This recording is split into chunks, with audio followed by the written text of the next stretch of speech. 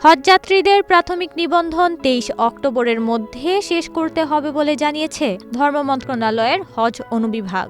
সম্প্রতি এক বিজ্ঞপ্তিতে এই নির্দেশনা দেয়া হয়। বিজ্ঞপ্তিতে বলা হয়েছে, সৌদি সরকারের ঘোষিত রোডম্যাপ অনুসারে মিনা ও আরাফায় তাঁবু নির্ধারণ ও সার্ভিস কোম্পানির সঙ্গে চুক্তি সম্পাদন কার্যক্রম ২৩ অক্টোবর শুরু হবে। তাঁবু বরাদ্দ দেওয়ার ক্ষেত্রে আগে আসলে আগে পাবেন নীতি অনুসরণ করা হয়ে থাকে।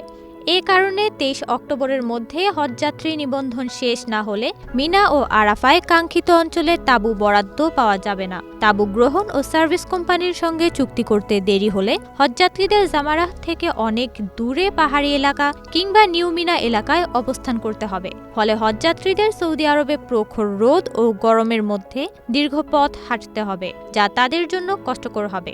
সে কারণে সুষ্ঠু হজ ব্যবস্থাপনার স্বার্থে ২৩ অক্টোবরের মধ্যে হজ গমন ইচ্ছুক ব্যক্তিদের ৩ লাখ টাকা ব্যাংকে জমা দিয়ে প্রাথমিক নিবন্ধন সম্পন্ন করতে অনুরোধ করেছে ধর্ম মন্ত্রণালয়।